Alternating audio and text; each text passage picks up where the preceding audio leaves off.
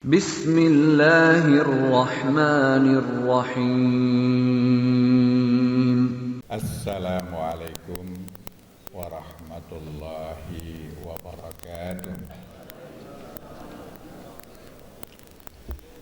Alhamdulillahi rabbil alamin. Assalatu wassalamu ala ashrafil anbiya'i wal mursalin Muhammadin wa ala alihi wa sahbihi ajma'in. Amma ba'd, ibu-ibu, bapak-bapak, segenap peserta pengajian Ahad pagi Islamic Center Madiun rahimakumullah. Alhamdulillahirrabbilalamin. Saya bersyukur kehadirat Allah Subhanahu wa Ta'ala, pagi ini dapat kembali bersilaturahim dengan ibu-ibu dan bapak sekalian. Rasanya satu putaran saya tidak bisa ya. Seingat saya waktu itu dijadwalkan setelah Idul Fitri, tapi karena kesibukan saya tidak bisa sowan, baru putaran berikutnya. Jadi mungkin setengah tahun lebih Pak Kiando ya. Setengah tahun lebih saya tidak sowan. Nah, pagi ini sebagaimana sudah dibagikan kepada Bapak Ibu sekalian handout-nya atau makalahnya tentang aplikasi 9 Golden Habits.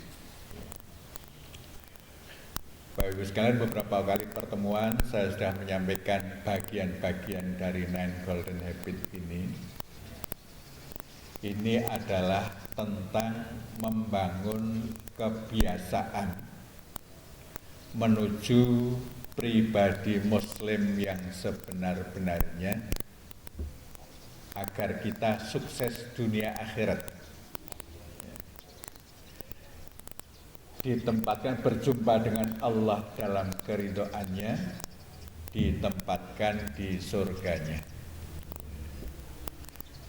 Ini hendaknya ini menjadi visi hidup kita, tujuan hidup kita, berjumpa dengan Allah dalam keridhoannya, ditempatkan di surganya. Ada yang tidak mau surga, Bapak Ibu? Ya. Kalau tidak mau itu berarti ya mungkin begini mungkin. Ya.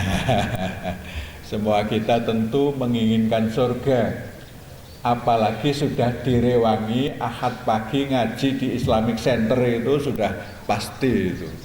Yang diharap-harap surga, berjumpa Allah dalam keridhoannya. Ini yang diharap-harap, yang kita inginkan, sehingga Bapak Ibu sekalian, hidup kita itu hendaknya dalam kerangka untuk menuju surga. Jadi kita mengukur aktivitas atau kegiatan kita itu mengarah ke surga atau tidak. Kalau mengarah ke surga, kita lakukan. Kalau tidak, kita evaluasi, kita hilangkan.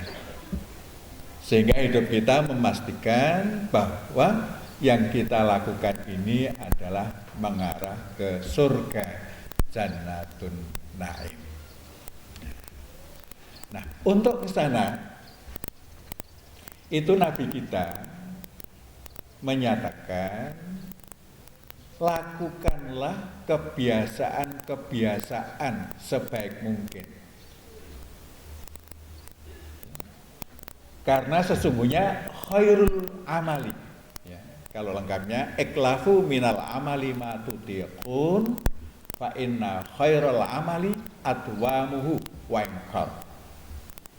Lakukanlah olehmu amal soleh sebisa yang kamu lakukan sampai menjadi kebiasaan. Karena sebaik-baik amal adalah yang menjadi kebiasaan.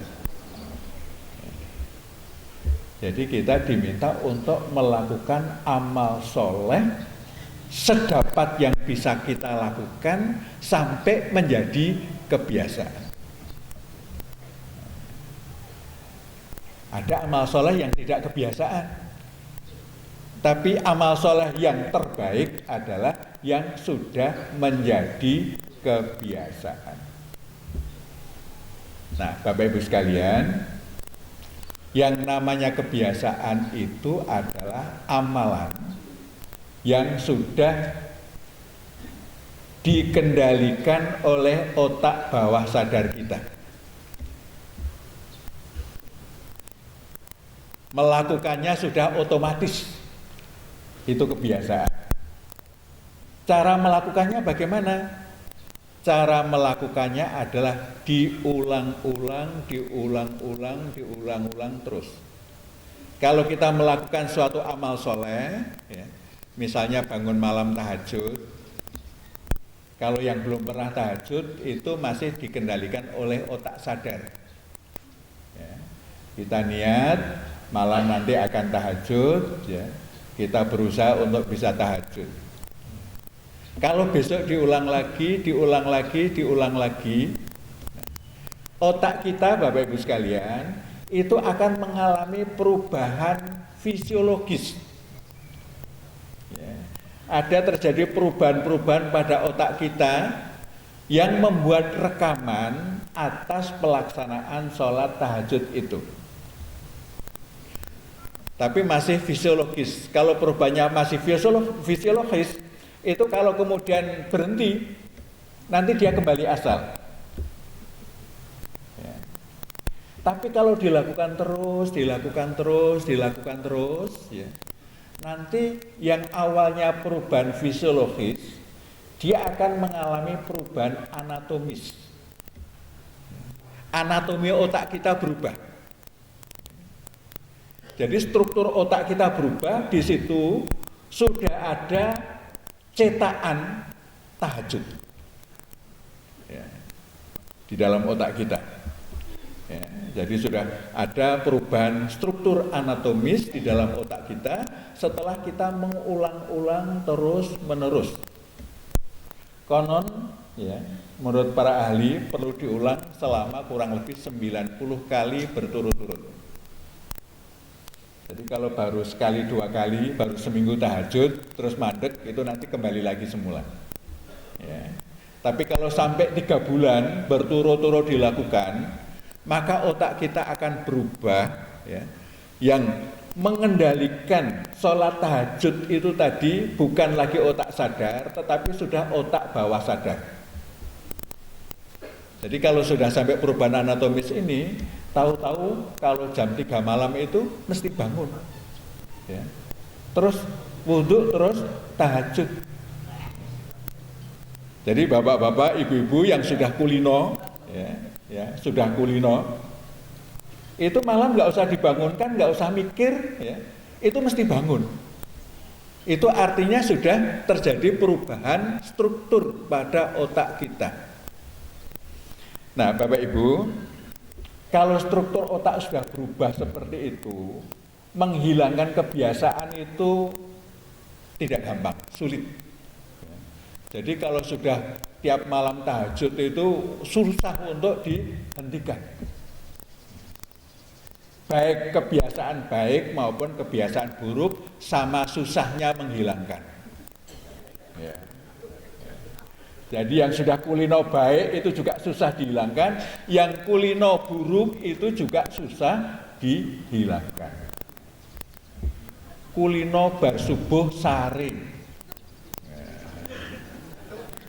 pon kulino, hari-hari habis subuh tidur, ya. Itu nek nggak tidur ngantuk, nggak bisa apa-apa, ya. Loyo, ya, nggak bisa apa-apa. Karena apa? Sudah menjadi kulino tadi. Otaknya sudah berubah strukturnya.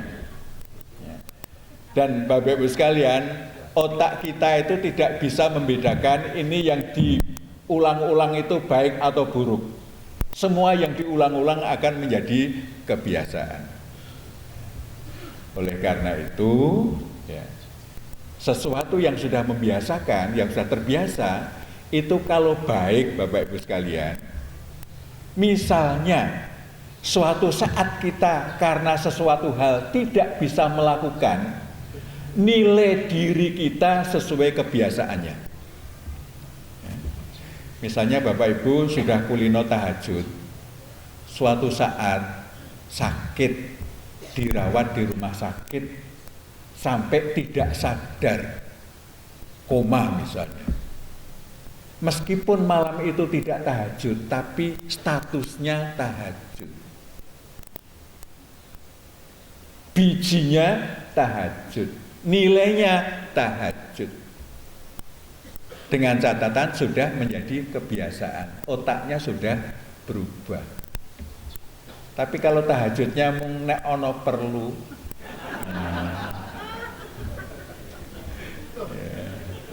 pas butuh tahajud nyuwun Gusti Allah gitu ya.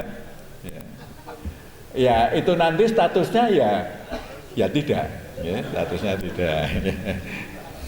Oleh karena itu, monggo Bapak Ibu sekalian, ya, kita menjadikan amalan-amalan baik ini sebagai kebiasaan yang sudah merubah struktur otak kita. Dan itu nanti akan amalan itu nilainya akan sepanjang hayat. Sampai kapanpun itu akan menjadi amaliyah kita. Tetapi kita harus berjuang berapa lama Bapak Ibu sekalian? 3 bulan kurang lebih kita berjuang itu. Ya. Wah ini ora berjuang 3 bulan. Ya. Ya. Nek kendel wani. Nek kendel wani. Ya. Jadi 3 bulan mantep. Selama 3 bulan ini saya harus melakukan amalan-amalan baik. Nah Bapak Ibu sekalian, golden habit niku bahasa Jawine pakulinan sae. Bahasa Inggrisnya golden habit. Nek dijawake pakulinan sae. Jadi pakulinan ingkang estu sae. Nah, kalau golden habit ini sudah menjadi milik kita, menjadi pakulinan sae, ya, maka golden habit ini akan mengantarkan kita ke surga, ya. Akan mengantarkan kita pada sukses dunia akhirat. Jadi bukan hanya sukses akhirat saja, di dunia juga sukses. Apa saja golden habit? Ada 9. Ada 9 golden habit. Yang pertama adalah tertib sholat, yang kedua adalah tertib puasa, yang ketiga adalah tertib zakat, infak, sedekah, yang keempat tertib adab islami, yang kelima tertib baca Al-Quran, yang keenam tertib membaca buku-buku positif, yang ke berapa tadi? 7 tertib mengaji seperti ini, ya. Yang ke-8 tertib berdakwah, berorganisasi, dan yang ke-9 berpikir positif. Ini habit, ya, yang yang mesti kita install, yang mesti kita jadikan menjadi habit kita, sehingga status kita, ya, itu sebagai pengamal pakulinan sae. Ya. Nah Bapak Ibu sekalian, untuk membantu, kemarin baru 2 hari yang lalu, hari Jumat yang lalu, di launching aplikasi Golden Habit, ya. Jadi Bapak Ibu yang punya HP Android, nanti tinggal dibuka di Play Store, ya, diketik, cari Golden Habit. nanti akan ketemu golden habit seperti yang gambarnya ada di kertas itu. Ya. Ya. Ada di situ tertib sholat, tertib puasa, ya. Tapi untuk menginstal itu harus bikin akun dulu. Akunnya punya alamat email, punya password, ya. Itu nanti buat akun, baru kemudian status kita ada di situ. Nah, Bapak Ibu sekalian, ini fungsinya untuk apa? Allah memerintahkan kita wa tangdur nafsum ma qaddamat lil ghad. Hendaklah setiap orang itu meneliti, mencermati apa yang telah dilakukan untuk keperluan perbaikan di masa berikutnya. Wal tangdur nafsum ma qaddamat. Hendaklah kita melihat, mencermati, meneliti apa yang telah kita lakukan, yang telah lewat. Kepentingannya untuk apa? Kepentingannya lihat supaya ke depan lebih baik. Nah, bahan untuk meneliti apa? Kalau penelitian, ini namanya penelitian itu namanya muhasabah. Muhasabah. Dan Nabi kita memerintahkan kita hasibu anfusakum qabla an tuhasabu. Hitunglah, ya, muhasabahlah dirimu sebelum dihisab. Nanti di yaumil akhir kita akan dihisab. Siapa yang menghisab, Bapak Ibu? Di hari akhirat yang hisab siapa? Allah. Yang membuat perhitungan Allah, baiknya sekian, buruknya sekian. Oh, ternyata berat buruknya, oh neraka. Ya. Oh, baiknya lebih berat, surga. Tapi itu kalau kita dihisab di situ sudah nggak ada kesempatan untuk memperbaiki, Bu. Kalau kita dihisab di yaumil hisab nanti, begitu terima rapotnya, itu sudah nggak ada kesempatan untuk memperbaiki. Ya. Di situ tinggal kita terima pakai tangan kanan atau pakai tangan kiri. Ya. Kalau kita menerima dengan tangan kanan, oh kita tersenyum. Kalau pakai tangan kiri, melihat nggak berani, makanya menerima min wara'i dhuhurihim. Di belakang punggungnya nerimanya tuh begini, ya. Pedih, ya. Karena sudah tahu timbangannya. Nah, Bapak Ibu sekalian, qabla an tuhasabu, sebelum waktu itu terjadi, mari kita hari-hari menilai diri kita. Ya. Sholatnya sampai paurung, ya. Itu yang kita nilai. Nah, di dalam aplikasi ini misalnya sholat, ya, sholat tinggal Ibu nanti klik, ya, sholat. Nanti di situ paling atas ada sholat maghrib. Sholat maghrib diisi. Sholat tahiyatul masjid jelang sholat maghrib dilakukan apa tidak? Lakukan 0. Ya, berarti kita tinggal kita pencet aja di sini, kita nunul aja sudah, oh, berarti kita lakukan. Sholat rawatib sebelum maghrib dilakukan apa tidak? Nah, sholat maghribnya ini yang harus dilakukan. Kalau sholat maghribnya tidak dilakukan, skornya jadi 0. Ya, jadi sholat maghrib wajibnya ini wajib. Ya, yang lain-lain hanya nambahi. Tapi kalau wajibnya tidak dilakukan, 0. Ya. Nanti dilakukan di awal waktu apa tidak? Ya.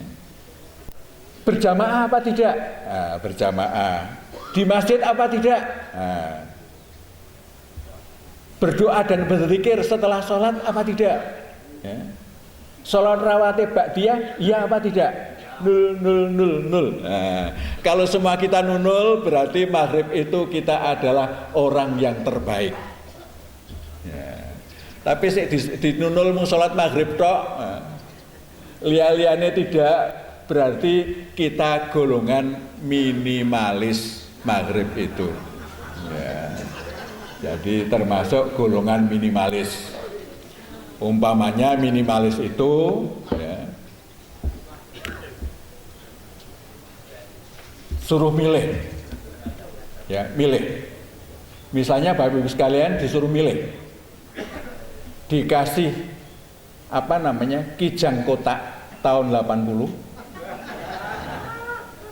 atau dikasih kijang kapsul ya, tahun berapa kapsul itu ya, 90-an gitu ya, atau Innova tahun 2015,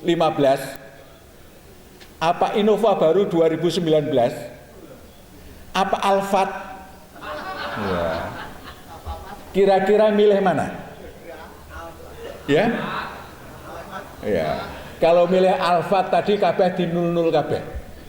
Ya. Tapi kalau cuma satu maghrib tok, aku kijang kotak tahun 80. Ya. Jadi nanti di surga itu milih yang egrek-egrek, yang paling bawah. Ya. Ya. Ya. Bapak sekalian, surga itu kreditnya bayar angsurannya sekarang. Ya. Jadi apa yang kita lakukan itu sebenarnya seperti kita bayar angsuran kredit rumah. Kalau kita pengen rumah yang mewah, angsurannya lebih banyak. Kalau rumah yang sangat-sangat sederhana, susah selonjor, ya, itu lengangsur ya anteng. Tapi ya dapatnya ya sesuai dengan angsurannya. Sama, kita itu mau ke surga, mau milih surga yang tingkatnya tinggi atau rendah, niku tergantung amalane. Ya. Maka ini ya, nanti silahkan Bapak Ibu sekalian mendownload di Play Store, tinggal tulis Golden Habit ya. Ya. Nanti terus diinstal, nanti digunakan untuk evaluasi harian. Ya. Maghrib, nanti juga Isya, nanti subuh, nanti duhur, nanti asar, tahajud, duha, itu semua ada parameternya. Nah, tiap hari di dunia ini kita bisa nilai skor sholat saya berapa. Ya. Jadi sholat maghribnya itu ada 8 item. Kalau yang dilakukan hanya sholat maghrib saja, itu berarti skornya hanya 12,5%. Ya. Tapi kalau di jamaah, ya, dilakukan berjamaah di awal waktu di masjid, itu skornya sudah 50%. Ya. Tambah rawatib 2 kali, udah 75%. Tambah zikir, tambah tahiyatul masjid, wah 100%. Nah, status diri kita berapa persen? Kita tahu harian. Ini dengan melakukan nanti juga akan dievaluasi Bapak Ibu sekalian, 1 bulan itu statusnya seperti apa? Ya. Jadi ini membantu kita untuk mengenali status diri kita, sholat kita dan di menke paura. Ya. Selane apa sholat itu memang sesuatu yang penting. Nah, orang yang pengen alfat, itu kalau sudah adzan, itu tidak ada amalan lain yang lebih penting daripada sholat di masjid. Itu memang kelas alfat. Ya. Ya. Tapi kalau dengar adzan masih, ini nanggung ini gaweane sih, agak rapat, diskor sih le rapat. Ya. Nanti rapat skor, pas adzan diskor. Nanti adzan rampung dilanjutkan le rapat. Ya. Ini kelas kijang kotak. Tapi ya lumayan, ya. Masih amal soleh, tapi amal soleh itu derajatnya kan banyak, ya. Jadi kalau waktu azan kita menghentikan semua kegiatan, tidak ada yang lebih penting kecuali melakukan sholat di masjid, itu kita sedang mengangsur angsuran surga derajat tinggi. Kantun milih sing derajat tinggi, dunia kaya alfat nopo sekedar kijang kotak.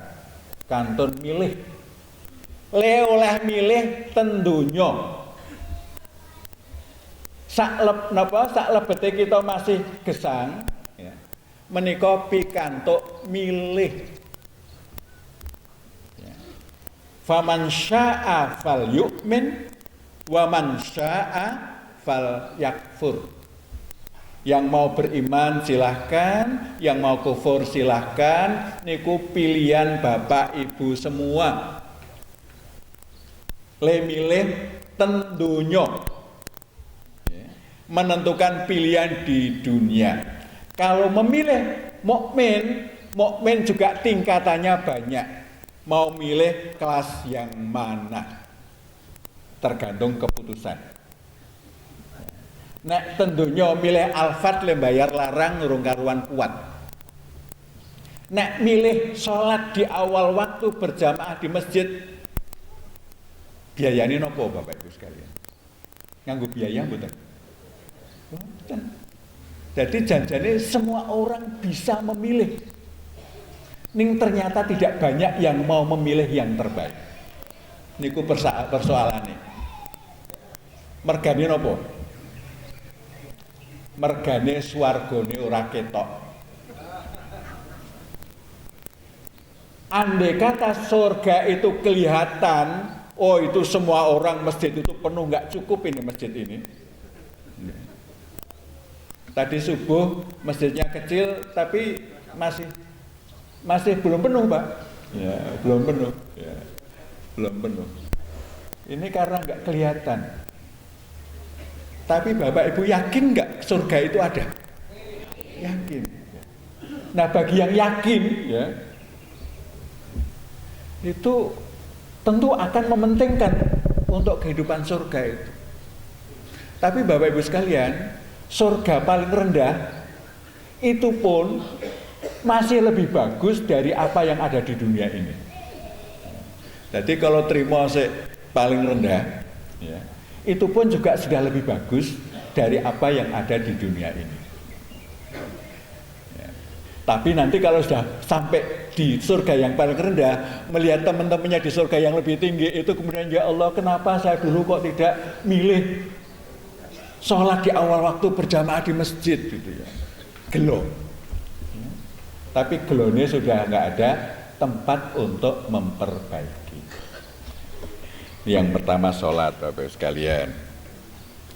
Nanti bisa dilihat sholat-sholat yang lain, ya, sholat-sholat yang lain. Yang kedua puasa.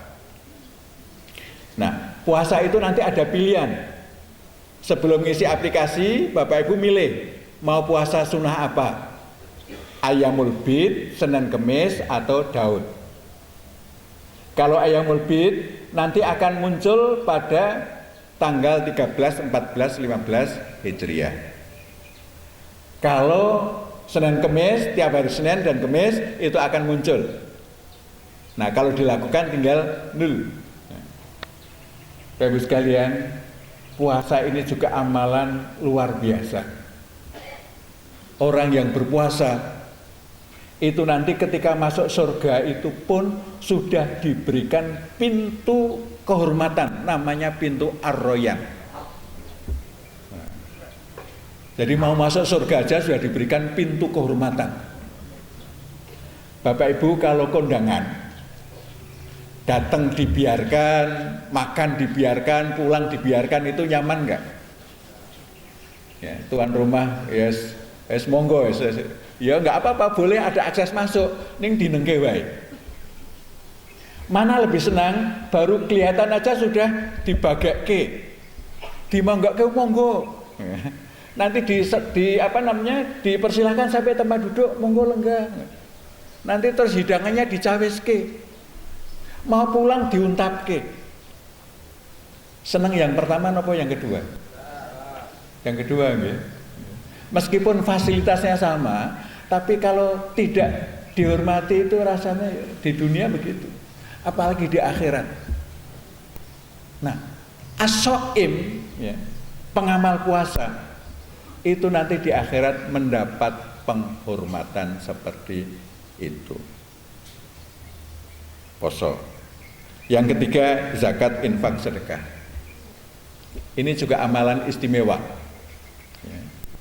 Bapak Ibu sekalian, nanti di aplikasi itu zakat, infak, sedekah, Bapak Ibu memilih norma berapa persen.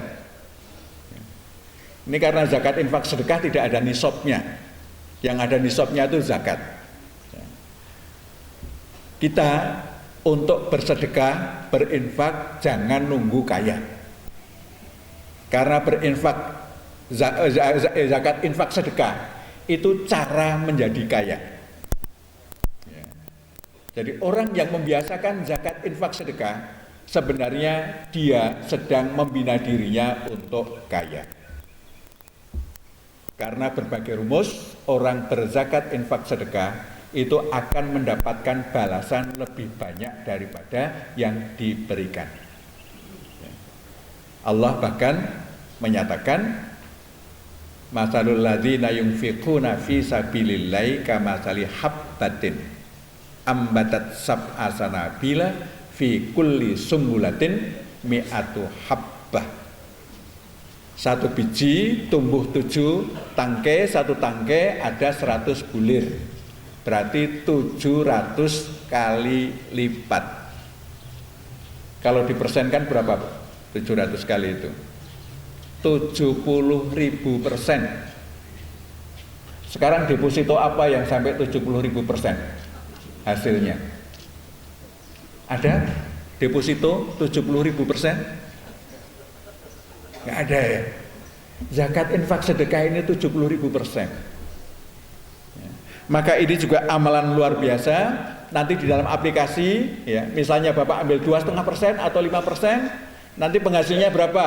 Oh, 10 juta misalnya. 10 juta nanti langsung ketemu yang harus diinfakkan berapa? Oh, berapa? 250.000. Ya, itu langsung. Dibayar sudah belum? Nah, mengingatkan. Nanti kalau belum dibayar, di aplikasi itu diingatkan. Sudah dibayar belum? Lembayar piro? Nek lembayar kok mung 100.000, ya, berarti skornya masih di bawah standar. Yang keempat, tertib adab Islami. Ya, Bapak Ibu sekalian, di adab Islami ini, ya, ada adab terhadap diri sendiri, ada adab terhadap orang lain, ada adab terhadap tempat dan alat, antara lain yang terhadap diri sendiri. Mengawali aktivitas selalu dengan basmalah. Ya. Sehari tadi berapa aktivitas pakai basmalah apa tidak? Mengakhiri aktivitas selalu dengan hamdalah. Minum selalu dengan tangan kanan, secukupnya, tidak mencela dan menghabiskan yang diambil. Masuk enggak sehari ini tadi? Ya, jadi sore-sore kita isi, oh tadi saya enggak habis sih, cuman separuh di, nah, berarti ini enggak boleh dinul. Ya. Ya. Memberi dan menerima sesuatu selalu dengan tangan kanan. Oh tadi nampani pemberian apa pakai tangan kiri, berarti nggak ngisi. Ya. Nabi suka tangan kanan. Ya. Berpakaian menutup aurat dan rapi ketika ada orang lain yang bukan mahram, memakainya dari sebelah kanan dan melepasnya dari sebelah kiri. Wah aku mulai buka skor tengen sik, berarti nggak masuk. Ini adab. Bersin selalu membaca hamdalah. Ya. Tidur selalu memiringkan badan ke kanan, berdoa sebelumnya dan saat bangun. Pergi selalu berpamitan, bertawakal dan berdoa. Ya. Menjaga hak tubuh, istirahat secukupnya, ya. Kebersihan, kesehatan. Ini terhadap diri sendiri. Ya. Terhadap orang lain, selalu memberikan senyum, salam dan sapa saat berjumpa dengan orang tua, saudara, teman, tetangga, relasi, customer. Ya. Kita begitu apa tidak atau jabrut? Nah, kalau jabrut kita enggak nul. Ya. Selalu menjawab salam orang lain, menjaga pembicaraan selalu baik, menjaga bahasa tubuh selalu baik, tidak berbohong, tidak berbicara buruk, ghibah, mencela, mengumpat, mencaci. Ya. Menghormati yang lebih tua, menyayangi yang lebih muda, mendoakan orang bersin yang membaca alhamdulillah dengan yarhamukallah. Ya. Ini nanti kita bisa evaluasi. Terhadap orang lain kita sudah beradab atau belum? Ya. Terhadap diri sendiri kita beradab atau belum? Terhadap tempat. Masuk rumah selalu dengan salam dan langkah kaki kanan. Keluar rumah bertawakal dan langkah kaki kiri. Bapak Ibu perhatikan nggak kalau masuk rumah? Waktu masuk langkahnya nggak diperhatikan atau pasti kaki kanan? Luar biasa ya, luar biasa ya. Masuk toilet selalu berdoa dan langkah kaki kiri, keluar berdoa dan langkah kaki kanan ya.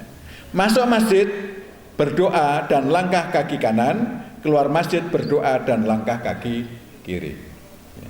Melaksanakan sholat tahiyatul masjid saat masuk sebelum duduk ya. Jadi meskipun pengajian di masjid jangan langsung duduk. Hak masjid untuk sholat tahiyatul masjid sudah dipenuhi atau belum ya. Masuk tempat kerja atau tempat belajar selalu berdoa dan langkah kaki kanan, keluar bertawakal dan langkah kaki kiri. Di jalan bertawakal, tidak membahayakan orang lain dan menjaga hak pengguna jalan lain. Selalu menjaga kebersihan dan kerapian rumah yang ditempati, masjid, tempat kerja, belajar, dan tempat-tempat lain yang didatangi.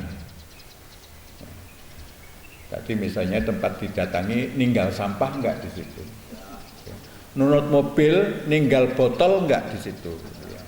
Berarti kalau kita nunut mobil atau kita naik kendaraan umum, kita minumnya kita tinggal, berarti ini enggak masuk ini. Ya, karena kita membebani orang lain, ya, membebani orang lain, membebani tempat, ya. Ya, ini adab. Kemudian untuk selanjutnya tadarus Al-Quran. Nah, tadarus Al-Quran ini Bapak Ibu ya, di situ menuliskan targetnya, berapa target. Sebulan khatam sekali, apa 2 kali, apa 3 kali, apa 4 kali. Ya. Nabi ketika ditanya oleh seorang sahabat, ya Rasulullah fikam aqra'ul Quran, ya Rasulullah dalam berapa lama saya harus menghatamkan Al-Quran? Maka dijawab fi syahrin, sebulan khatam. Sudah ya Bapak Ibu sekalian ya? Alhamdulillah ya. Ada yang 2 kali? Ada, alhamdulillah. Ada yang 4 kali? Ada Bapak ya, ya, ada ya. Kita targetnya berapa?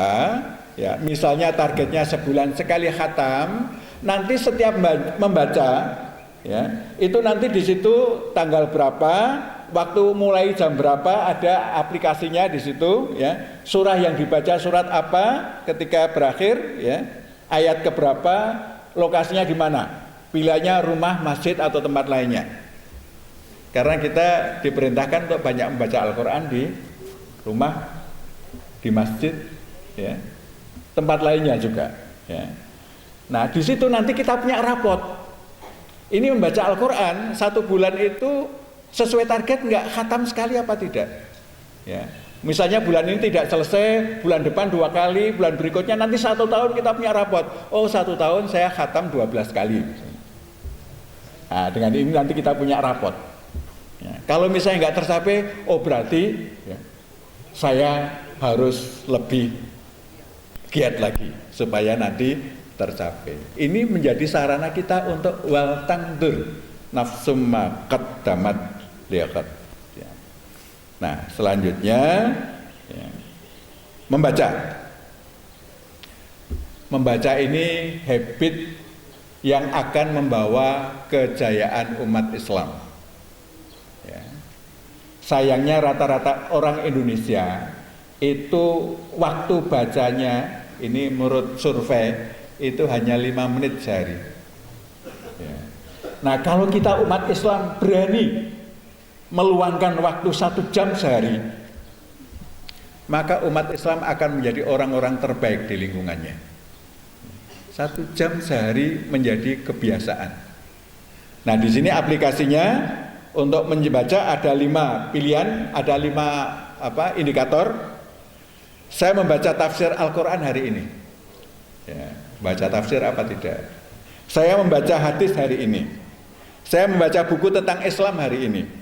Saya membaca buku tentang ilmu yang saya tekuni hari ini. Ya, ilmu yang tekuni, misalnya Bapak menjadi guru matematika, ya membaca buku matematika. Yang dokter yang menjaga buku kesehatan, membaca buku kesehatan. Yang profesi apa? Dia membaca sesuai profesinya. Ya. Kemudian yang kelima, saya membaca lebih dari 60 menit hari ini. Ini tiap hari kita evaluasi, kita lakukan apa tidak. Kalau rapot kita, status kita jelek, berarti kebiasaan membaca kita masih belum baik. Nah, selanjutnya tertib mengikuti pengajian. Ya. Nah, mengikuti pengajian, Bapak sekalian.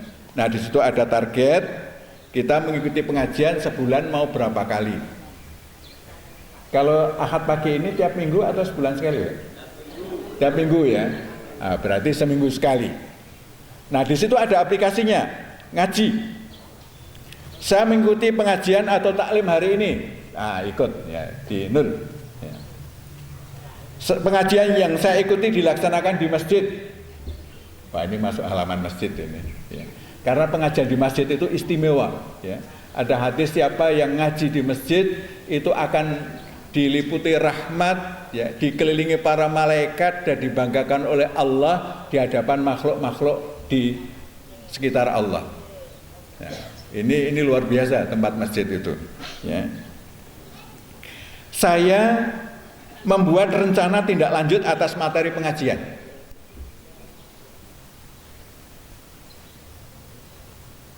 Saya membuat resume isi pengajian.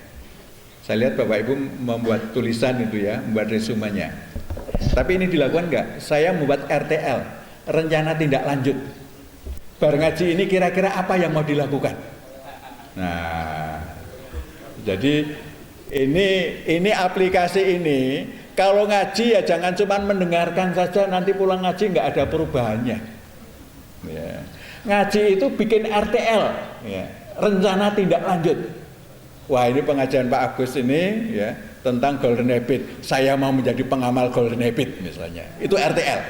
Ya, tulis di situ RTL-nya saya mau menjadi pengamal golden habit. Ya.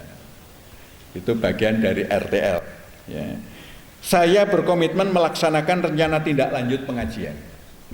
Ya. Berkomitmen.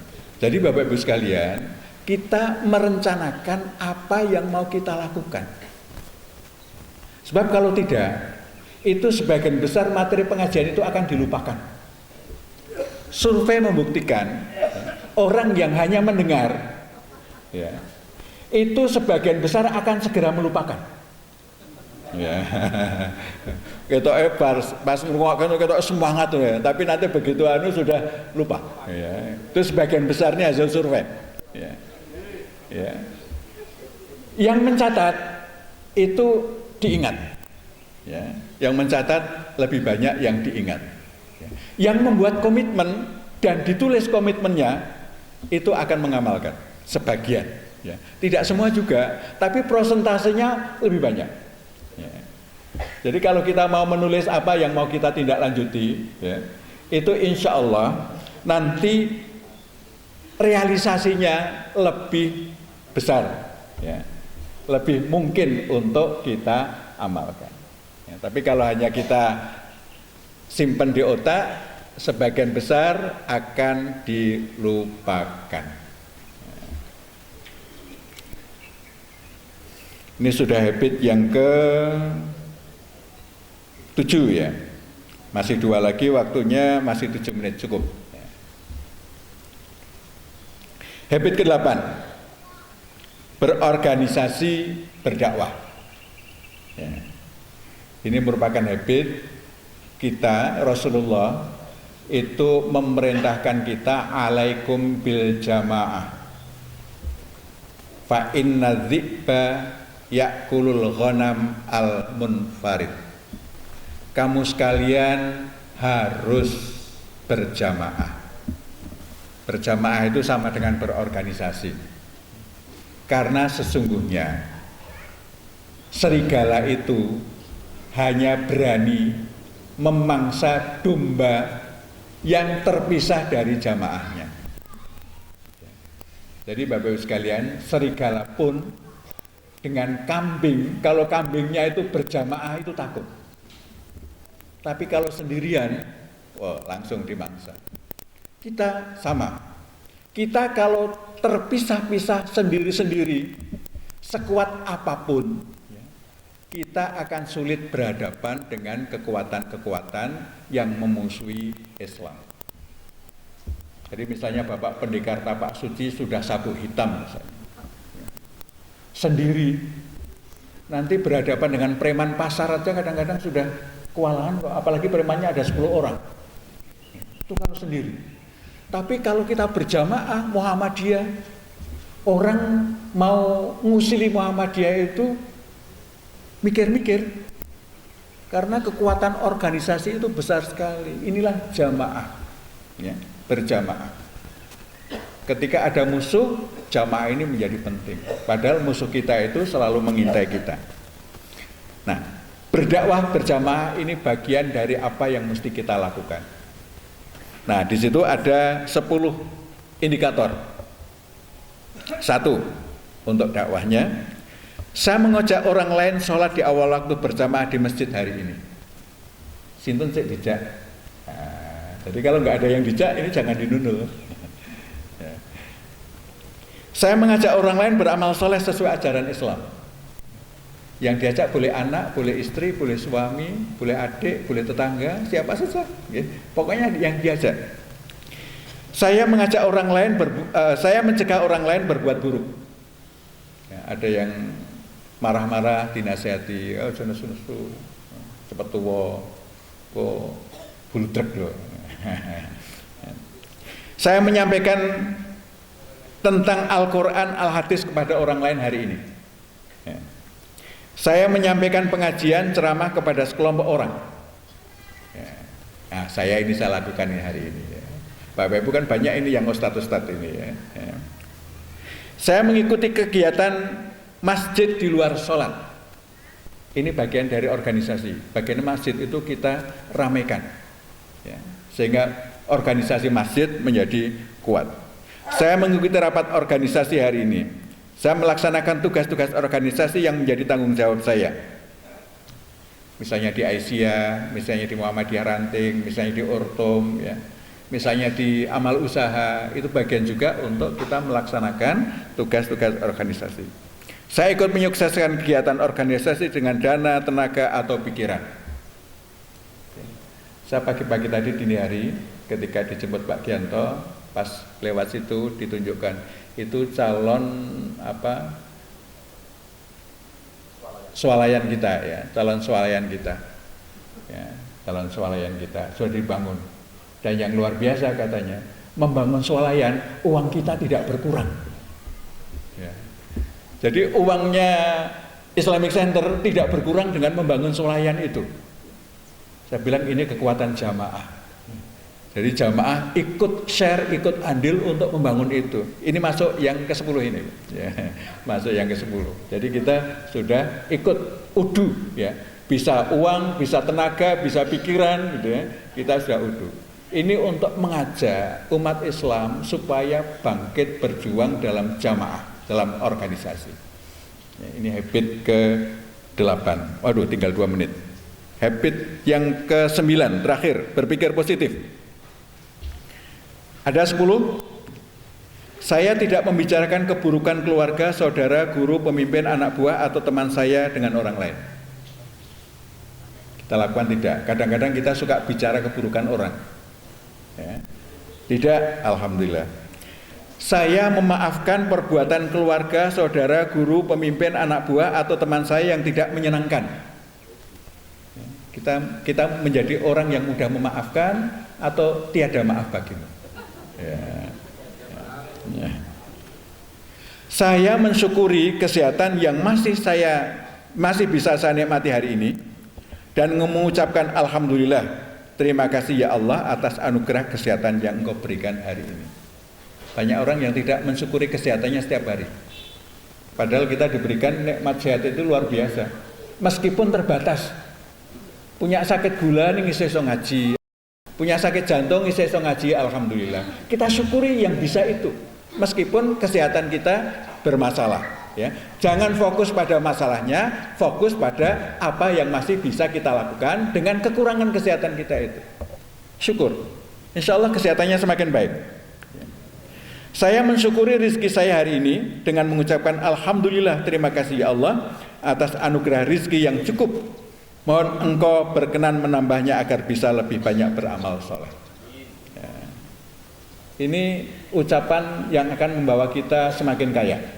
Kalau ini kita baca setiap hari, insya Allah kita akan menjadi semakin kaya. Saya mensyukuri amal soleh saya hari ini dengan mengucapkan Alhamdulillah, terima kasih ya Allah, Engkau bimbing aku beramal soleh dan terhindar dari amal maksiat. Tapi kalau bermaksiat ini jangan dinunun. Saya mensyukuri capaian saya hari ini dengan mengucapkan Alhamdulillah, terima kasih ya Allah atas bimbinganmu untuk menyelesaikan tugas-tugasku dan mencapai targetku hari ini menjadi lebih baik. Saya bersabar atas masalah kesehatan yang saya alami hari ini, bertawakal kepada Allah, memohon kepadanya agar mengampuni dosa-dosa saya dan menganugerahkan kesehatan yang lebih baik. Jadi kalau pas sakit kita tetap sabar, karena orang mukmin, orang muslim yang sakit itu kalau sabar itu menghapus dosanya. Tapi kalau mengeluh dengan sakitnya nggak jadi dihapus dosanya. Saya bersabar atas kesulitan yang saya alami hari ini, tidak mengeluh, mengucapkan hasbiyallah ni'mal maula wa ni'man nasir atau ni'mal wakil, dan bersiap menerima anugerah kemudahan dari Allah. Karena takdirnya, kalau Allah memberikan kesulitan, itu sinyal bahwa Allah akan segera mendatangkan kemudahan. Kalau kita mengeluh ketika mendapatkan kesulitan, itu artinya kita memberikan sinyal kepada Allah, ya Allah, saya tidak siap menerima kemudahan. Ya. Ya. Maka jangan mengeluh. Keluhan adalah sinyal kita tidak siap menerima anugerah dari Allah. Jangan mengeluh. Saya bersabar atas peristiwa alam, hujan, panas, banjir, dingin, badai, dan lain-lain yang saya alami, tidak menjadikannya sebagai alasan untuk tidak menunaikan tugas janji saya. Gara-gara hujan nggak datang pengajian, itu menjadikan hujan menjadi alasan.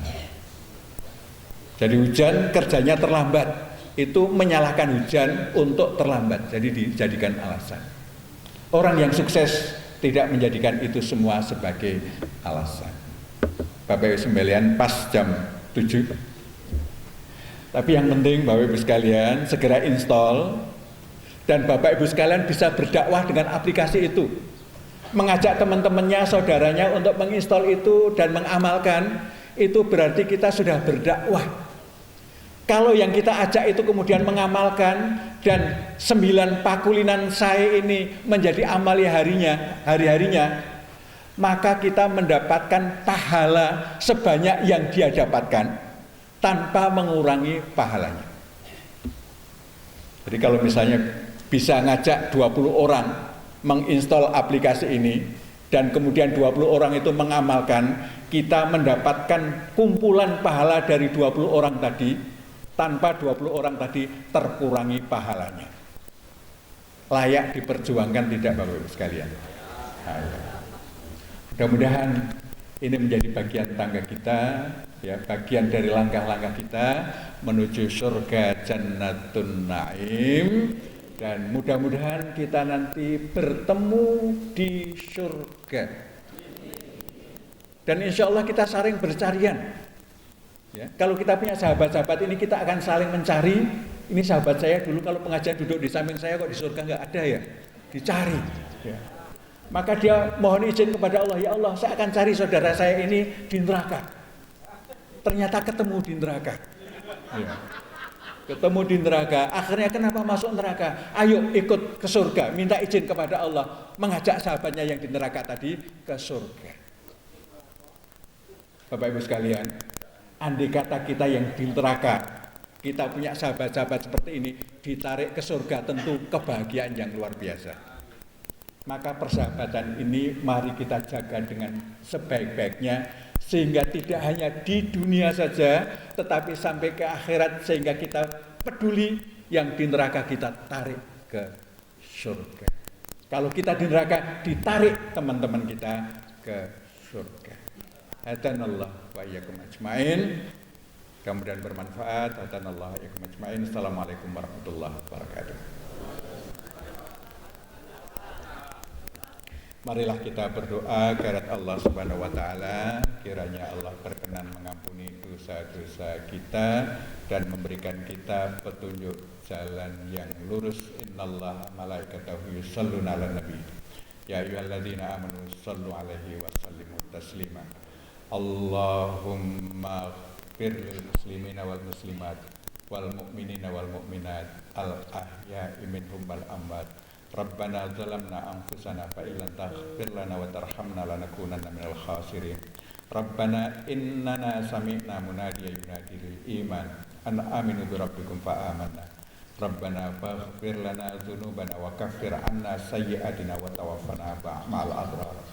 Rabbana hab lana min azwajina wa dzurriyyatina qurrata a'yun waj'alna lil muttaqina imama.